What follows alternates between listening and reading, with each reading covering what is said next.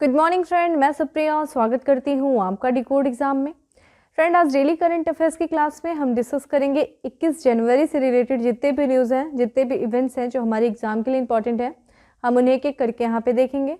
तो आइए दोस्तों स्टार्ट करते हैं आज की क्लास। और आज की क्लास स्टार्ट करने से पहले हम कल के पूछे गए प्रश्नों के उत्तर को देख लेते हैं। कल हमने आपसे पूछा था कि प्रधानमंत्री नरेंद्र मोदी जी द्वारा राष्ट्रीय स्टार्टअप दिवस मनाए जाने की कब घोषणा किया गया है, कि किस दिन राष्ट्रीय स्टार्टअप दिवस मनाया जाएगा। तो ये मनाया जाएगा 16 जनवरी। ठीक है, 16 जनवरी को राष्ट्रीय स्टार्टअप दिवस के रूप में मनाया जाएगा। ठीक है, चलिए अब आते हैं हम आज के प्रश्नों पर। हमारा सबसे पहला प्रश्न है कि निम्नलिखित में से किस संगठन के द्वारा world employment and social outlook trend 2021 शीर्षक से एक रिपोर्ट जारी की गई है। विश्व बैंक, अंतर्राष्ट्रीय श्रम संगठन, अंकडाट या फिर अंतर्राष्ट्रीय मुद्रा कोष। तो दोस्तों इसका करेक्ट आंसर क्या हो जाएगा? इसका करेक्ट आंसर हो जाएगा बी, अंतर्राष्ट्रीय श्रम संगठन के द्वारा world employment and social outlook trend 2022 report जो है वो जारी किया गया है। और आइए देखते हैं क्या है इस रिपोर्ट में, क्या बताया गया है। तो अंतर्राष्ट्रीय श्रम संगठन के द्वारा world employment and social outlook trends 2022 शीर्षक से एक रिपोर्ट जारी की गई है। और इस रिपोर्ट में देखिए क्या बताया गया है कि जो अर्थव्यवस्था की जो धीमी गति में जो सुधार हो रहा है, धीमी गति से, और साथ ही साथ जो कोविड-19 के जो नए रूप आ रहे हैं, उन नए रूपों के प्रसार के कारण जो वैश्विक बेरोजगारी जो है वो 2022 में 207 मिलियन तक जो है वो पहुंचने का अनुमान है। इस रिपोर्ट में बताया गया है कि जिस तरीके से जो देश, विश्व की अर्थव्यवस्था जिस धीमी गति से बढ़ रही है, और साथ ही साथ जो कोविड के नए नए वेरिएंट आ रहे हैं, उन सब कारण से जो है पूरे विश्व की जो बेरोजगारी जो है वो कितनी 207 मिलियन तक पहुंचने की दर है, जो कि 2019 के स्तर से 21 मिलियन जो है अधिक रखा गया। 2019 क्यों भाई? 2019 यानी कि ये प्री पेंडेमिक, देखिए जो दुनिया है ये दो भागों में बढ़ चुकी है। पेंडेमिक को आधार रखिए, एक प्री पेंडेमिक और दूसरा पोस्ट पेंडेमिक। ठीक है, तो अब तुलनात्मक एक तरीके से पूरी दुनिया अध्ययन करेगी हर क्षेत्र में। ठीक है, कि पेंडेमिक के पहले किस तरह की स्थिति थी और पेंडेमिक के बाद किस तरह की स्थिति थी। तो यहाँ पे देखिए हमें देखने को क्या मिल रहा है कि पेंडेमिक के पहले जो भी बेरोजगारी थी, वैश्विक बेरोजगारी, उससे भी 21 मिलियन अधिक बेरोजगारी हमें 2022 में देखने को मिलेगी। कितनी? 207 मिलियन तक देखने को मिलेगी। वहीं यहाँ पे बताया गया है कि वैश्विक बेरोजगारी जो है वो वर्ष 2022 में कितने पहुंचने का अनुमान है? 5.9% तक पहुंचने का अनुमान है। लेकिन ध्यान रखिएगा ये सुधार है कि 2021 में लगभग ये कितना था? 6.2 था। वहीं 2020 में कितना था? ये 6.6 था। तो इस तरीके से देखिए कि 2022 में एक तरीके से सुधार देखने को मिल रहा है कंपैरिजन टू 2021 और 2020 में। लेकिन फिर भी ये देखा जाए तो 2019 की तुलना में ये जो है स्तर ऊपर है, क्योंकि 2019 में जो वैश्विक बेरोजगारी की दर थी वो 5.4 थी। वहीं देखा जाए यहाँ पे हमें 2022 में 5.9 देखने को मिल रहा है। लेकिन फिर भी ये सुधार थोड़ा सा हो रहा है लास्ट 2 साल के जो तुलना देखा जाए। ठीक है, यहाँ पे अगर हम अंतर्राष्ट्रीय संगठन की बात करें, अंतर्राष्ट्रीय श्रम संगठन की, जिसके द्वारा इस रिपोर्ट को जारी किया गया है, तो देखिए ये जो है जितने भी दुनिया भर में जो श्रम की स्थिति है और साथ ही साथ जो लोगों का जीवन स्तर है उसमें किस तरीके से सुधार आ रहा है, उससे संबंधित ये डेटा उपलब्ध कराता। और इसका गठन देखिए कब हुआ था? वर्ष 2019 में हुआ था। किस संधि के हिस्से के रूप में हुआ था? तो वर्साई की संधि। ठीक है, वर्साई की संधि हुई थी 2019, माफ करिएगा 1919 में, और उसी के तहत जो है अंतर्राष्ट्रीय श्रम संगठन का जो है गठन किया गया। और ये ध्यान रखिएगा कि ये 1946 में यूनाइटेड नेशन की पहली विशेष एजेंसी बनी थी। ठीक है, और यहाँ पे भारत देखिए इसका भारत जो है इसका संस्थापक सदस्य भी रहा है। ठीक है, भारत आईएलओ का संस्थापक सदस्य रहा है। और इसमें वर्तमान में जो आईएलओ यानी कि इंटरनेशनल लेबर ऑर्गेनाइजेशन 187 सदस्य हैं। ठीक है, इसके मुख्यालय की बात किया जाए तो इसका मुख्यालय जेनेवा, जो कि स्विट्जरलैंड में है, इसका मुख्यालय जेनेवा में स्थित है। और ये भी ध्यान रखिएगा 1969 में आईएलओ यानी कि इंटरनेशनल लेबर ऑर्गेनाइजेशन को शांति के लिए नोबेल पुरस्कार से भी सम्मानित किया गया था। ठीक है, तो ये रिपोर्ट ध्यान रखिएगा कि किसके द्वारा जो है world employment and social outlook trends report जो है वो जारी किया जाता है, अंतर्राष्ट्रीय श्रम संगठन के द्वारा जो है वो जारी किया जाता है। ठीक है, ये चीज ध्यान रखिएगा। अब आते हैं हम अपने अगले प्रश्न पे, और हमारा अगला प्रश्न है कि किसके द्वारा भारत का पहला जलवायु जोखिम और भेद्यता एटलस लॉन्च किया गया है? भारतीय मौसम विज्ञान विभाग के द्वारा, जलवायु एवं पर्यावरण मंत्रालय द्वारा, गृह मंत्रालय द्वारा या फिर रक्षा मंत्रालय द्वारा? करेक्ट आंसर इज ए है, भारतीय मौसम विज्ञान विभाग के द्वारा देखा जाए तो पहला जलवायु जोखिम और भेद्यता एटलस लॉन्च किया गया है। तो यहाँ पे अगर हम बात करें भारतीय मौसम विज्ञान विभाग पुणे के जो जलवायु अनुसंधान और सेवा कार्यालय में जो वैज्ञानिक हैं, उन वैज्ञानिकों के द्वारा भारत का पहला जोखिम और भेद्यता एटलस को विकसित किया गया है। ये जो एटलस है वो देखिए किन किन चीज़ों पर आधारित होगा, तो ये देखिए 14 चरम मौसम घटनाओं और स्थानीय आबादी, आजीविका और प्रत्येक जिले की अर्थव्यवस्था में जो होने वाले जोखिम है उस पर ये एटलस जो है वो आधारित होगा। और इस एटलस में देखिए किन किन चीज़ों को शामिल किया गया है, किन किन प्राकृतिक घटनाओं को शामिल किया गया है। तो इसमें अत्यधिक वर्षा, सूखा, शीतलहर, हीट वेव, धूल भरी आंधियाँ, ओलावृष्टि, गरज, चक्रवात, बर्फबारी, बिजली और हवाएं और कोहरों को जो है इसमें शामिल किया गया है।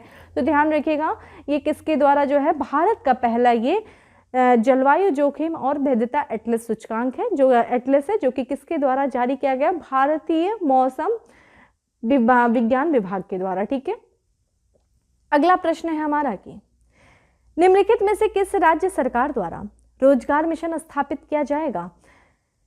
छत्तीसगढ़, बिहार, आपके उत्तर प्रदेश, बिहार, छत्तीसगढ़ या फिर पंजाब? करेक्ट आंसर है सी। ठीक है, छत्तीसगढ़ सरकार के द्वारा जो है रोजगार मिशन स्थापित किया जाएगा। तो यहाँ पे जो छत्तीसगढ़ सरकार है वो युवाओं को रोजगार के नए अवसरों को उपलब्ध कराने के लिए जो है इस मिशन को स्थापित की है। आइए इसके बारे में देखें। तो छत्तीसगढ़ सरकार जो है वो आगामी 5 वर्षों में राज्य में लगभग जो 15 लाख जो है रोजगार के अवसर पैदा करने के लिए मुख्यमंत्री भूपेश बघेल की अध्यक्षता में एक रोजगार मिशन स्थापित करने का निर्णय लिया। ध्यान रखिएगा आगामी जो आगामी 5 वर्ष है उस दौरान 15 लाख रोजगार सृजन करने के उद्देश्य से इस रोजगार मिशन को स्थापित किया गया है। किसकी अध्यक्षता में? छत्तीसगढ़ के मुख्यमंत्री भूपेश बघेल की अध्यक्षता में।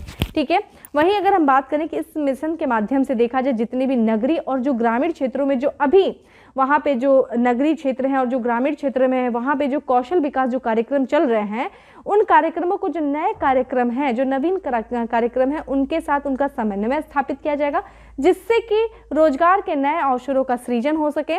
और साथ ही साथ जो राज्य में जो IIT है, जो IIT, IIM है, जो NIT है जैसी जो संस्थाएं हैं, उन संस्थाओं की जो विशेषज्ञता को रोजगार के नए अवसरों में जो है सृजन का लाभ उठाया जाएगा। उनके माध्यम से जो है नए रोजगार को बनाने के लिए, ठीक है, नए रोजगार के सृजन करने के लिए इन संस्थाओं की जो विशेषज्ञता है उसका लाभ उठाया जाएगा। ठीक है, तो बेसिकली देखा जाए जो रोजगार मिशन का उद्देश्य क्या है कि कई नए जो कार्यक्रम हैं उन कार्यक्रमों के माध्यम से राज्य में रोजगार को बढ़ावा दिया जाए, जिससे कि राज्य के लोगों की आय और जीवन स्तर में सुधार हो सके। तो सरकार की ये कोशिश है कि जो राज्य के युवा हैं उन युवाओं को रोजगार मिले और उनका वो जो लोग हैं उनके बेहतर तरीके से वो अपने जीवन यापन जो है बेहतर तरीके से अपना जीवन यापन कर सके। इस उद्देश्य से छत्तीसगढ़ की सरकार के द्वारा रोजगार मिशन का सृजन किया गया है। ठीक है, रोजगार मिशन को जो है स्थापित किया गया है। अगर हम छत्तीसगढ़ की बात कर रहे हैं तो दोस्तों छत्तीसगढ़ की राजधानी क्या है? रायपुर है। ठीक है, और यहाँ के जो मुख्यमंत्री हैं, जैसा कि अब हम लोगों ने अभी देखा, भूपेश बघेल जो हैं वो यहाँ के मुख्यमंत्री हैं। और अगर आपसे यहाँ पे गवर्नर पूछे तो यहाँ के गवर्नर जो हैं वो हैं अनुसुईया उइके। ठीक है, अनुसुईया उइके जो है यहाँ की गवर्नर है। और अगर आपसे लोकसभा और राज्यसभा पूछे, छत्तीसगढ़ में लोकसभा और राज्यसभा की सीटें किस, तो लोकसभा की 11 है और राज्यसभा की 5 सीटें हैं। ठीक है, ये था हमारा। अब आते हैं अगले प्रश्न में कि किस राज्य या केंद्र शासित प्रदेश में सुगंधित पौधों की खेती पर जागरूकता अभियान शुरू किया गया है? अरुणाचल प्रदेश, लद्दाख, हिमाचल प्रदेश या फिर Jammu Kashmir? Correct answer is D. ठीक है, जम्मू कश्मीर केंद्र शासित प्रदेश में सुगंधित पौधों की खेती पर जागरूकता अभियान शुरू किया गया है। तो आइए इसके बारे में देख लेते हैं क्या है ये।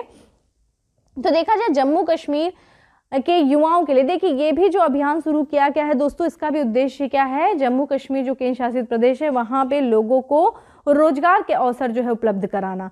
तो एक तरीके से रोजगार को बढ़ावा देने के लिए, ठीक है, रोजगार के अवसरों को बढ़ावा देने के लिए वहाँ की सरकार ने जो है जम्मू कश्मीर में जो सुगंधित पौधों की खेती खेती के साथ साथ उनके प्रसंस्करण यानी कि प्रोसेसिंग पर उत्पादकों के लिए एक विशेष अभियान की शुरुआत की है। और ध्यान रखिएगा इस अभियान को जो है वो CSR फ्लैगशिप कार्यक्रम के तहत शुरू किया गया है। CSR यानी कि कॉर्पोरेट सोशल रिस्पॉन्सिबिलिटी कार्यक्रम के तहत जो है शुरू किया गया, ताकि उत्पादकों को बड़े पैमाने पर सुगंधित पौधों की खेती करने में मदद मिल सके। ठीक है, corporate social responsibility flagship programme के तहत इसको शुरू किया गया है। ठीक है, तो किस CSR यानी कि कॉर्पोरेट सोशल रिस्पॉन्सिबिलिटी। देखिए कॉर्पोरेट सोशल रिस्पॉन्सिबिलिटी क्या होता है, इसको भी आप थोड़ा सा समझ लीजिए, थोड़ा सा इसको टाइम दीजिए। देखिए बहुत सारी कंपनियां होती हैं, जो कंपनियां होती हैं वो क्या करती हैं, उत्पादों का उत्पादन करती हैं। ठीक है, कुछ प्रोडक्ट का उत्पादन करती हैं। इन प्रोडक्टों को उत्पादन करने के लिए वो क्या करती हैं, जो प्राकृतिक संसाधनों का उपयोग करती हैं। प्राकृतिक संसाधन देखा जाए समाज के सभी लोगों का उस पर अधिकार होता है, लेकिन इस पे कुछ जो है जो प्रिविलेज्ड लोग होते हैं उन्हीं प्राकृतिक संसाधनों का इस्तेमाल करते हैं। लेकिन जब वो इन संसाधनों का इस्तेमाल करते हैं किसी प्रोडक्ट के उत्पादन में, तो इससे क्या होता है, प्रदूषण को भी वो बढ़ावा देते हैं। और साथ ही साथ प्रदूषण को एक तरफ बढ़ावा दे रहे हैं, प्राकृतिक संसाधनों का भी इस्तेमाल कर रहे हैं, और जेब किसकी भर रहे हैं, खुद की जेब भर रहे हैं। लेकिन जो ये प्रदूषण को जब वो बढ़ावा देते हैं तो इस प्रदूषण का नुकसान समाज में रहने वाले सभी लोगों को पड़ता है। ठीक है, क्योंकि ये जो कंपनियां होती हैं, ये जो कंपनियों का जब उत्पादक गतिविधियों के कारण क्या होता है, हवा प्रदूषित हो जाती है, जल प्रदूषित हो जाता है, और उसका उपयोग कौन करता है, समाज के सभी लोग करते हैं। लेकिन क्या होता है, इनसे सभी लोग प्रभावित होते हैं। लेकिन क्या होता है कि जब ये लेकिन इन कंपनियों के द्वारा किसी भी तरह का जो है सीधे तौर पर मुआवजा नहीं दिया जाता है, क्योंकि इनके वजह से समाज को हानि पहुंचे, लेकिन समाज को किसी भी तरह का मुआवजा नहीं दिया जाता है। इस कारण से भारत सहित या फिर पूरे जो विश्व में देखा जाए, ये अनिवार्य बना दिया गया कि अपने जो है अपनी आमदनी का, जो कंपनियां जो अपनी जिनकी आमदनी हो रही है, उस आमदनी का वो अनिवार्य रूप से कुछ भाग जो है लोगों के कल्याण के लिए जो निवेश करें। ठीक है, जिसके कारण से उनको असुविधा हुई है। ठीक है, तो यही है कॉर्पोरेट रिस्पॉन्सिबिलिटी, यानी कि अपनी देखा जाए जो कंपनियों के लिए अनिवार्य है कि वे अपनी आमदनी का कुछ भाग जो है उन लोगों के कल्याण पर भी करें जिनके कारण उन्हें असुविधा हुई है, और यही एक तरीके से CSR यानी कि कॉर्पोरेट सोशल रिस्पॉन्सिबिलिटी है। ठीक है, और अगर हम कॉर्पोरेट सोशल रिस्पॉन्सिबिलिटी की बात करें तो भारत में से कब लागू किया गया था, ये भी ध्यान रखिएगा। तो 1 अप्रैल को किया गया था, वर्ष 2014 को किया गया था। और ये इनके अनुसार जिन कंपनियों की जो सालाना नेटवर्थ है, ठीक है, 500 करोड़, ठीक है, 500 करोड़ रुपए, या फिर जिनकी सालाना आय जो है वो 1000 करोड़ रुपए हो, या फिर जिनका सालाना लाभ जो है वो 5 करोड़ रुपए हो, तो उनको जो है CSR का खर्च करना होता है। ठीक है, तो यही है कॉर्पोरेट सोशल रिस्पॉन्सिबिलिटी फ्लैगशिप कार्यक्रम। इसी के तहत जो है इस कार्यक्रम को लागू किया गया है जम्मू कश्मीर में। इसमें देखा जाए इस कार्यक्रम को किसके द्वारा शुरू किया जा रहा है, तो भारतीय एकीकृत चिकित्सा संस्थान के द्वारा, यानी कि Indian institute of integrative medicine के विभाग के द्वारा जो है इस जागरूकता कार्यक्रम को शुरू किया गया है। और कृषि विभाग ने विशेष जागरूकता कार्यक्रम भी शुरू किया है। इसमें देखा जाए, जैसा कि आप जानते हैं, जलवायु की दृष्टि से जो जम्मू कश्मीर घाटी है वो कई तरह के सब्जियों, फलों और अच्छी मात्रा के पौधों की सामग्री का उत्पादन के लिए उपयुक्त है। और ये जो जम्मू कश्मीर में जो विशेष करके जो सब्जी, फल और जो अच्छी मात्रा में जो पौधों का उत्पादन होता है, उनका उपयोग देखिए औषधियों और सुगंधित गतिविधियों में किया जा सकता है। तो देखा जाए, जैसा कि आप जान रहे हैं, यहाँ पे पौधों की खेती के जो सुगंधित पौधों की खेती की जागरूकता अभियान जो शुरू किया गया, कहाँ पे शुरू किया गया, जम्मू कश्मीर केंद्र शासित प्रदेश में। ठीक है, आगे बढ़ते हैं, नेक्स्ट प्रश्न पे चलते हैं। और हमारा अगला प्रश्न है, माफ करिएगा, निम्नलिखित में से किस मंत्रालय ने साइकिल फॉर चेंज और स्ट्रीट फॉर पीपल चैलेंज का आयोजन किया है? आवास और शहरी मंत्रालय, पर्यावरण मंत्रालय, गृह मंत्रालय या फिर सामाजिक न्याय मंत्रालय? करेक्ट आंसर इज ए, आवास और शहरी मंत्रालय के द्वारा cycle for change and street for people challenge को आयोजन किया गया है। तो यहाँ पे देखा जाए, आवास और शहरी मंत्रालय ने साइकिल फॉर चेंज और स्ट्रीट फॉर पीपल नामक एक ऑनलाइन कार्यक्रम का आयोजन किया है। और इस कार्यक्रम के आयोजन के दौरान इस मंत्रालय ने देखिए एक बुक को भी लॉन्च किया। उस बुक का नाम क्या है? Nurturing neighbourhood challenge stories from the field. ठीक है, इस बुक को लॉन्च किया गया है। और इस कार्यक्रम में देखिए किन किन लोगों ने भाग लिया है, तो किन की भागीदारी थी। तो इस भागीदारी संगठन में देखा जाए वैश्विक और भारतीय अधिकारियों, विजेता शहरों के प्रतिनिधि, केंद्र और राज्य सरकारों के अधिकारियों के साथ साथ जो 100 स्मार्ट सिटीज के CEO ने इस कार्यक्रम में भाग लिया है। तो cycle for change and street for people का जो चैलेंज का आयोजन किसके द्वारा किया गया? आवास और शहरी मंत्रालय के द्वारा। यहाँ पे देखिए काफी इंपॉर्टेंट ये प्रश्न है कि हाल ही में देश के वैज्ञानिकों के द्वारा, किस देश के वैज्ञानिकों के द्वारा धरती पर कृत्रिम यानी कि आर्टिफिशियल चंद्रमा बनाया गया है? रूस, चीन, इजराइल या फिर अमेरिका? करेक्ट आंसर इज चीन। ठीक है, बी करेक्ट आंसर है। आप देखिए वर्ष 2021 में चीन के लिए अगर विज्ञान के क्षेत्र में देखा जाए ये साल बहुत ही ज़्यादा अच्छा रहा है, बहुत ज़्यादा तरक्की किया है चीन ने विज्ञान के क्षेत्र में। जहां उसने एक तरफ देखा जाए तो आर्टिफिशियल सूर्य बनाया, तो उसी के बाद हम क्या देख रहे हैं, आर्टिफिशियल उसने चंद्रमा भी बना दिया, क्योंकि अभी हम लोगों ने कुछ दिन पहले ही पढ़ा कृत्रिम सूर्य भी बनाया। ठीक है, और एक तरीके से उसमें रिकॉर्ड उसने जो एनर्जी उसने दर्ज किया, और उसी के साथ साथ हम आज क्या पढ़ रहे हैं कि आज उसने आर्टिफिशियल मून भी बना दिया। ठीक है, इस अगर हम कृत्रिम चंद्रमा की बात करें तो इस कृत्रिम चंद्रमा के माध्यम से जो वहाँ के जो वैज्ञानिक हैं वो एक्चुअली में जो चंद्रमा है वहाँ के वातावरण की स्थिति, वहाँ के पर्यावरण के हिसाब से उन उपकरणों की जांच और भविष्य के अभियानों को भी तैयार कर सकेंगे। ठीक है, तो इस जो आर्टिफिशियल चंद्रमा है उस चंद्रमा के हिसाब से जो वैज्ञानिक है वो एक्चुअल में जो चंद्रमा है, जो रियल हमारा सैटेलाइट है पृथ्वी का, उसके हिसाब से वो उपकरणों की जांच कर लेंगे, और जब भविष्य में किसी भी तरह का जो अभियान बनाएंगे, अभियान की तैयारी करेंगे, तो उसमें ये काफ़ी ज़्यादा उनको सहायक सिद्ध होगा। वहीं अगर हम कृत्रिम चंद्रमा की बात करते हैं तो कृत्रिम चंद्रमा पे किस तरीके से गुरुत्वाकर्षण को नियंत्रित किया गया है, तो यहाँ पे कृत्रिम चंद्रमा यानी कि आर्टिफिशियल लो ग्रेविटी रिसर्च फैसिलिटी में वैज्ञानिकों के द्वारा शक्तिशाली चुंबकों का उपयोग किया गया है। किस लिए? वहां के गुरुत्वाकर्षण को नियंत्रित करने के लिए। जैसा कि आप वहां पे चाहते हैं गुरुत्वाकर्षण बहुत ही कम है, तो यहाँ पे इस स्थान पे क्या किया गया है, गुरुत्वाकर्षण इतने निम्न स्तर पर किया जा सकता है कि यह सफलतापूर्वक चंद्रमा के गुरुत्वाकर्षण का अनुकरण कर सकता है। तो जिस तरीके के चंद्रमा का गुरुत्वाकर्षण है, जिससे उस स्तर पर जो है यहाँ पे ये जो कृत्रिम चंद्रमा है वहां पे एक तरीके से इस लेवल का गुरुत्वाकर्षण भी जो है लाया जा सकता है। इस रिसर्च फैसिलिटी में देखा जाए निर्वात कक्ष में, ठीक है, निर्वात कक्ष में के अंदर गुरुत्वाकर्षण को नियंत्रित कर सकती है। और यह देखा जाए यह कक्ष कितना है, ये 60 सेंटीमीटर व्यास का है और इसमें पृथ्वी के गुरुत्वाकर्षण खिंचाव को गायब कर देता है। ये जो कक्ष बनाया गया है जिसमें गुरुत्वाकर्षण को नियंत्रित किया जाता है, तो जिस तरीके जो पृथ्वी का गुरुत्वाकर्षण है उस गुरुत्वाकर्षण खिंचाव को ये कक्ष पूरी तरीके से गायब कर देता है। और जैसा कि आप जानते हैं चंद्रमा में पृथ्वी के गुरुत्वाकर्षण का कितना भाग है, 6ठा भाग है। ठीक है, तो एक तरीके से यह प्रयोग जो है वैज्ञानिकों को तकनीकी मुद्दों को सुलझाने में मदद करेगा और प्रशिक्षण करेगा कि कुछ अन्य संरचनाएं चंद्रमा की सतह पर जीवित रहेंगी। ठीक है, तो ये कुछ हमारे लिए इंपॉर्टेंट था। ये ध्यान रखिएगा कि किस देश के द्वारा जो है धरती पर कृत्रिम चंद्रमा बनाया गया है, वो है चीन। ठीक है, अगले प्रश्न पे बढ़ते हैं और हमारा अगला प्रश्न है कि हाल ही में किस देश ने एरो वेपन सिस्टम द्वारा धरती के वायुमंडल के बाहर यानी कि अंतरिक्ष में लंबी दूरी के बैलिस्टिक मिसाइल को ध्वस्त कर दिया है? चीन, रूस, इजराइल या फिर फ्रांस? देखिए ये कारनामा तो इजराइल ही कर सकता है, इजराइल ने किया है भाई, पूरी तरीके से अंतरिक्ष में बैलिस्टिक मिसाइल को ध्वस्त करने वाला कारनामा जो है इजराइल ने, और वहां उसने एक सिस्टम विकसित किया जिसका नाम है एरो वेपन सिस्टम। यहाँ पे इजराइल ने है धरती के वायुमंडल से बाहर की लंबी दूरी की बैलिस्टिक मिसाइल को ध्वस्त कर दिया है। ठीक है, और इस मिसाइल या जो इसके लिए उसने एक नए हथियार प्रणाली सिस्टम की टेस्टिंग की है और इस प्रणाली का नाम क्या है, एरो वेपन सिस्टम। और ये एरो वेपन सिस्टम की बात करें किसके द्वारा विकसित किया गया है, तो ये इजराइल के एरोस्पेस इंडस्ट्री ने अमेरिका मिसाइल डिफेंस एजेंसी के साथ मिलकर के इस जो है इसको बनाया है, सिस्टम को बनाया है, एरो वेपन सिस्टम को। और इस सिस्टम की बात करें तो ये इजराइल की उस रक्षा प्रणाली का हिस्सा है जो दुश्मन की तरफ, अगर दुश्मन की तरफ से कोई मिसाइल आ रही है तो उस मिसाइल को अंतरिक्ष में नहीं बल्कि हवा में नहीं बल्कि अंतरिक्ष में भी तबाह करने में ये मिसाइल सक्षम है, एरो वेपन सिस्टम, जिसको इजराइल ने जो है अभी टेस्ट में हाल ही में टेस्ट किया है।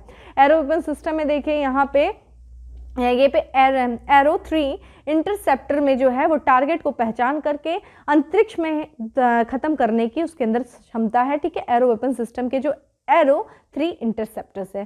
ठीक है, तो ये चीज़ था, ध्यान रखिएगा, इजराइल के द्वारा किया गया है। ठीक है, एरो वेपन सिस्टम के द्वारा अंतरिक्ष में मिसाइल को ध्वस्त करना है। ठीक है, ये बैलिस्टिक मिसाइल को ध्वस्त कर देगा, ना सिर्फ हवा बल्कि अंतरिक्ष में।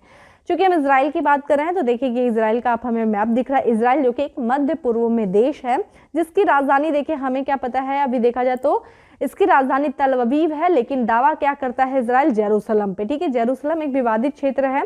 ठीक है, और अभी हाल फिलहाल में अमेरिका के द्वारा जो है इसको जब ट्रम्प सरकार थी तो मान्यता दे दी गई थी जेरूसलम को।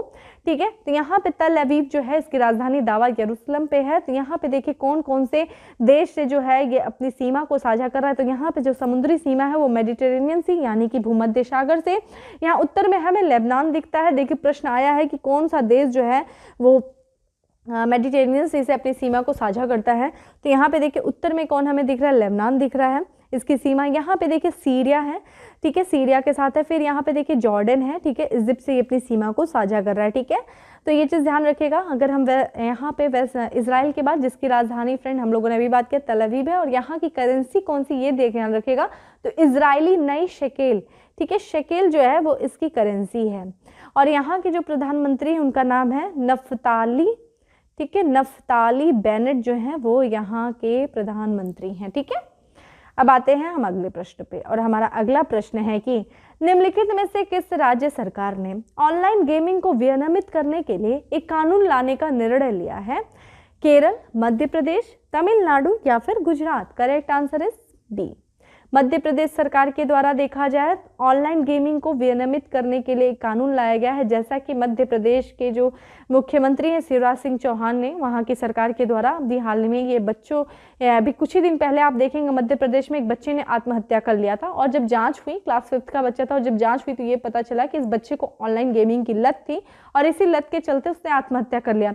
इवन इसके पहले भी देखा जाए राज्य में जो है ऑनलाइन गेमिंग के जो ऑनलाइन गेम के खेलने की लत के कारण जो है कई आत्महत्याएं हुई। इवन क्राइम की जो दूसरी वारदातों को बच्चों के द्वारा अंजाम दिया गया था इस ऑनलाइन गेमिंग की लत के कारण। इस कारण से वहां की सरकार के द्वारा यह निर्णय लिया गया कि ऑनलाइन गेमिंग को नियंत्रित करने के लिए कानून लाया जाए, और इसी के तहत देखा जाए तो मध्य प्रदेश सरकार फ्री फायर सहित अन्य ऑनलाइन गेम की वजह से हो रही घटनाओं को देखते हुए जल्द ही ऑनलाइन गेम्स पर नियंत्रण कानून लाने का निर्णय लिया है। ये जब कानून आ जाएगा तो इससे ऑनलाइन गेमिंग से जुड़ी जितनी भी गतिविधियां हैं उनको नियंत्रित किया जा सकेगा। साथ ही कानून के अमल में आने पर देखा जाए तो ऑनलाइन गेमिंग संचालित करने वाली कंपनियों को पर भी शिकंजा कसा जा सकेगा, ठीक है। और साथ ही बिना अनुमति के ऐसी गतिविधियां, अगर किसी को जो है कुछ भी संचालन करना है गेम से संबंधित, तो ऐसी गतिविधियां संचालित करने के खिलाफ प्रभावी कार्रवाई भी की जा सकेगी, ठीक है। तो इवन आप अब कोई गेम भी आप वहां पे लॉन्च करें उसके लिए भी अनुमति लेना पड़ेगा, तो एक तरीके से नियंत्रित किया जा रहा है। कमेंट बॉक्स में आंसर करिए कि विश्व का पहला ऐसा देश कौन सा था जिसने बच्चों के ऑनलाइन गेमिंग को नियंत्रित करने के लिए कानून पास किया था, ठीक है, ये चीज आंसर करिए। आते हैं अपने अगले प्रश्न पे। हाल ही में किस स्थान पर द एनिग्मा नामक 555.55 कैरेट के काले हीरे का अनावरण किया गया है? Paris, London, Dubai, Moscow? तो ये देखिए दुबई, संयुक्त अरब अमीरात का शहर दुबई, यहाँ पे देखा जाए तो दुबई में किया गया है, ठीक है। द एनिग्मा नामक ये हीरा है, काला हीरा, जिसकी आप यहाँ पे तस्वीर देख सकते हैं। आइए इसके बारे में देखते हैं। तो दुबई में द एनिग्मा नामक 555.55 कैरेट के काले हीरे का अनावरण किया गया है, ठीक है। और ऐसा माना जाता है कि यह हीरा जो है बाहरी अंतरिक्ष से आया था। नीलामी घर सोथबीज ने इसका अनावरण किया है, और इस हीरे की जो कीमत मानी जा रही है वो लगभग कम से कम 5 million British pound, USD 6.8 million जो है ये इसके बिकने की संभावना मानी जा रही है। जैसा कि हम लोगों ने देखा अभी कि इस हीरे को माना जा रहा है कि बाहरी अंतरिक्ष में आया जा रहा है, तो ऐसा माना जाता है कि हीरा तब बना था जब कोई क्षुद्र ग्रह या फिर कोई उल्कापिंड 2600 साल पहले जब वो पृथ्वी पर टकराया था, तो इस हीरे का निर्माण हुआ था। इस तरह के काले हीरे जो है सिर्फ ब्राजील और मध्य अफ्रीका में पाए जाते हैं, और इन हीरो में देखिए ये हीरो में कार्बन आइसोटोप्स और हार्ड हाइड्रोजन जो है वो पाया जाता है, ठीक है। तो ये था, ध्यान रखिएगा। द एनिग्मा, आपसे ये भी पूछ सकता है कि हाल ही में चर्चा में रहा द एनिग्मा क्या है, तो ध्यान रखिएगा ये 555 कैरेट का काला हीरा है जिसका अभी हाल फिलहाल में दुबई में अनावरण हुआ है, ठीक है। तो ये भी पूछ सकता है। चलिए अब आगे चलते हैं और अपने अगले और आखिरी प्रश्न पे चलते हैं कि national gallery of modern art ने किस राज्य में कला कुंभ नामक एक अनूठी कला कार्यशाला आयोजित की है? हिमाचल प्रदेश, मध्य प्रदेश, सिक्किम या फिर नई दिल्ली? तो दोस्तों इसका करेक्ट आंसर क्या हो जाएगा? नई दिल्ली। यहाँ पे दिल्ली गलत लिखा है, ठीक है, नई दिल्ली टाइपिंग मिस्टेक है, सॉरी, ठीक है। आइए आते हैं। तो यहाँ पे national gallery of modern art ने नई दिल्ली में कला कुंभ नामक एक अनूठी कला कार्यशाला का आयोजन किया है, ठीक है। किसने? National gallery of modern art. कहाँ पे? नई दिल्ली में कला कुंभ। कला कुंभ के साथ ही देखा जाए आज़ादी का अमृत महोत्सव मनाया गया। भारत के स्वतंत्रता आंदोलन के गुमनाम नायकों की वीरता की कहानी का प्रतिनिधित्व करते हुए लगभग 750 मीटर की दूरी पर पेंटिंग स्क्रॉल के लिए कलाकार कार्यशालाओं का आयोजन किया गया। इस स्क्रॉल पे देखा जाए पारंपरिक कला शैलियों जैसे कि पट्टचित्र, तलपत्र चित्र, मंजूषा, मधुबनी और पटुआ को भी दर्शाया गया है। और इस गणतंत्र दिवस पे, ठीक है, 26 जनवरी को गणतंत्र दिवस के समारोह में विशाल स्क्रॉल पर बने बड़े पैमाने पर ये कलाकृतियां शामिल की जाएंगी। ठीक है, तो अच्छा, एक कमेंट बॉक्स में एक आंसर करिएगा कि इस वर्ष गणतंत्र दिवस पे मुख्य अतिथि के तौर पे कौन है। ठीक है, 26 जनवरी जो गणतंत्र दिवस मनाया जा रहा है हर वर्ष, जो कि देखा जाए चूंकि पेंडेमिक के दौरान तो नहीं हो सकता था, 2 वर्ष से नहीं हो रहा है, लेकिन अब बताइए इस वर्ष कौन है जो है गणतंत्र दिवस के अवसर पे कोई अतिथि आ रहे हैं या नहीं आ रहे हैं, आप मुझे बताइए मुख्य अतिथि के तौर पे कौन होगा। ठीक है, तो ये था दोस्तों हमारा आज का, ठीक है, 10 का MCQ। अब आते हैं हम अपने फैक्ट्स ऑफ द डे पे। फैक्ट्स ऑफ द डे में पहला फैक्ट है कि ऑस्ट्रेलियाई बिग बैश लीग में खेलने वाले पहले भारतीय खिलाड़ी बने। इन्होंने इतिहास रचा, देखा जाए क्या नाम है, उन्मुक्त चंद। जैसा आप इनकी तस्वीर देख रहे हैं, उन्मुक्त चंद की तस्वीर है और ये ऑस्ट्रेलियाई बिग बैश लीग में खेलने वाले पहले भारतीय खिलाड़ी बने हैं। अगला है हमारा, माल्टा की एक ईसाई डेमोक्रेट जिन्हें यूरोपीय संघ के संसद का अध्यक्ष बनाया गया, उनका नाम देखिए क्या है, रॉबर्टा मेट्सोला। ठीक है, रॉबर्टा मेट्सोला, जो कि ये यूरोपीय संघ की संसद के अध्यक्ष चुना इनको गया है। ये आप इनकी तस्वीर देख सकते हैं। अगला है हमारा, प्रसिद्ध पर्यावरणविद और साइलेंट वैली बचाओ प्रचारक जिनका हाल ही में भी निधन हो गया है, ये देखिए क्या है, इनका नाम था प्रोफेसर M.K. प्रसाद। Professor M.K. प्रसाद एक प्रसिद्ध पर्यावरणविद थे। अच्छा, आप मुझे बताइए साइलेंट वैली कहाँ पे स्थित है, किस राज्य में स्थित है। ठीक है, इनका भी हाल में निधन हो गया है, इस कारण से भी चर्चा में है। अगला है हमारा पुस्तक द बॉस, पुस्तक है boss the untold story of the,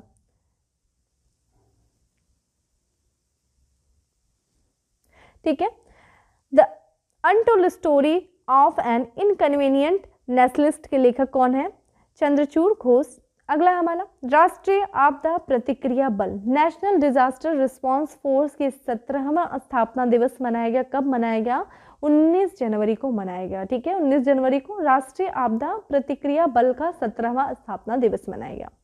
next है, व्हाट्सएप चैटबॉट पर 80 से अधिक नागरिक आधारित सेवाएं प्रदान करने वाला विश्व का एकमात्र नगर निगम बना कौन सा, मुंबई नगर निगम। ठीक है, अगला है, राष्ट्रीय राजमार्ग और अवसंरचना विकास निगम लिमिटेड के प्रबंध निदेशक के रूप में किसे नियुक्त किया गया है, चंचल कुमार को। ठीक है, राष्ट्रीय राजमार्ग और अवसंरचना विकास निगम लिमिटेड के प्रबंधक निदेशक बनाए गए हैं।